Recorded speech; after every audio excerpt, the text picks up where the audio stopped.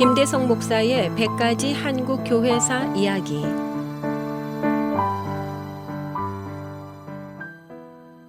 목요일에 만나는 5분 칼럼 100가지 한국 교회사 이야기 42번째 시간입니다.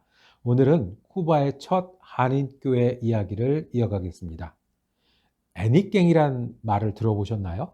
길쭉한 잎을 가진 선인장을 닮은 헤노퀸이란 식물의 스페인어 이름입니다. 초기 한인 멕시코 이민자들이 1905년부터 주로 헤너켄 농장에서 고용되었는데 노예처럼 일하던 한인 노동자들을 일컫는 별명이 되었다고 합니다. 당시에 비슷한 처지의 멕시코 원주민 노동자들보다 더 비하하여 부르던 이름이었다고 합니다. 땅끝까지 가서 복음을 전하라는 예수님의 마지막 명령은 그리스도인들이 선교에 나서는 이유가 되었습니다.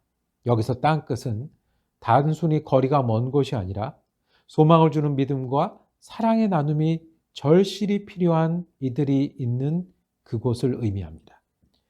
돌아갈 곳도 정착할 곳도 없던 애니깽들, 특히 중미의 섬나라 쿠바에서 생존을 위해 싸운 이민 노동자들은 우리에게 땅끝이었을 것입니다. 지금도 우리에게 멀게 느껴지는 쿠바에 한인들이 이민을 시작한 것은 1921년이었습니다. 1905년 일본이 대한제국의 외교권을 찬탈한 후에 하와이에서 일하던 노동자들이 돌아갈 것이 없어졌습니다. 그 중에 1000여 명의 한인들이 멕시코의 유카탄 반도로 이민했습니다.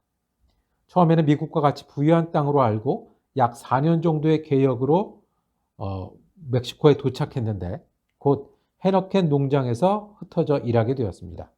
헤너켄은 밧줄과 매트에 쓰이는 원료로 인기가 있어서 부족한 노동력을 메우려고 멀리 하와이에서 일하던 한국인 노동자들까지 모집한 것이었습니다. 헤너켄은 잎이 다 자라면 2m에 이르는데 그 잎을 잘라 다듬어 모아 운송하는 일을 했었습니다. 그 끝과 옆에 가시가 많이 있고 무더운 날씨와 감당하기 어려운 노동량으로 노예처럼 큰 고생을 하였습니다. 그렇지만 돌아갈 조국도 없고 말도 통하지 않는 곳에서 고통스러운 생활을 이어가는 것 외에 다른 도리가 없었습니다. 그들 중에 288명의 한인들이 더 나은 일자리와 거주 환경을 찾아 쿠바로 이주했습니다. 당시 급성장 중인 사탕수수 농장에서 일하기로 기획했던 이들이 도착했던 해가 1921년이었는데 그해 국제 설탕 가격의 폭락으로 일자리를 잃었습니다. 이들은 다시 마탄사스라는 지역으로 옮겨 헤너켄 농장에서 일하기 시작했습니다. 쿠바에서는 1933년 혁명이 일어난 후에 외국인 노동자의 취업이 금지되어 1946년 2차 대전 이후에야 쿠바 국적을 취득하여 다른 지역으로 이주할 수 있었습니다. 1959년 사회주의 혁명으로 공산화된 이후에는 쿠바는 한국과의 관계가 이어질 수 없었습니다. 또 쿠바를 떠난 이들도 많았습니다. 이런 어려움으로 인해 현재 4세, 5세에 이르는 한인들은 여러 지역에서 현지화되어 한인들의 역사를 추적하기 어려운 점이 있습니다. 쿠바에 이주한 초기 한인들은 감리교인과 안식교인이 많았습니다. 이들은 교파를 초월해서 도착하던 해인 1921년 한인 선교회를 조직했습니다. 감리교 선교부의 도움을 받아 5년 뒤 1926년에는 쿠바 한인 감리교회를 설립하여 쿠바가 공산화되어서 더 이상 교회를 유지할 수 없던 1966년까지 40년 동안 이어졌습니다. 당시에는 쿠바의 동포들을 위해 선교사를 파송할 여력이 없었던 한인교회는 그들을 위해서 해줄 수 있는 일이 거의 없었습니다.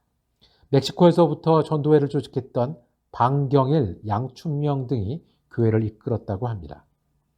1세대 이주를 기억하는 이들의 회고를 따르면 교회는 평신도들이 한국말로 예배를 인도했고 거의 모든 한인들이 교회에 모여 신앙으로 고국을 떠난 서름을 달랬습니다. 교회를 중심으로 한인회가 조직되어 그 어려운 환경에서도 임시정부에 성금을 보내기도 하였습니다.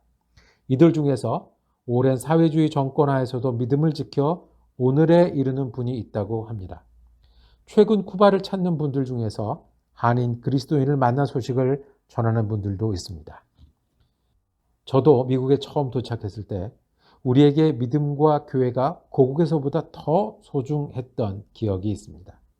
오래전에 쿠바에 이주하신 분들은 더 했겠죠. 예배를 위한 목사도 없었고 함께할 동포도 많지 않았습니다. 그러나 땅끝처럼 여겨지던 그곳에서도 함께 모였던 교회는 어쩌면 부족하고 간절했던 만큼 더 아름다운 신앙 공동체였을 겁니다.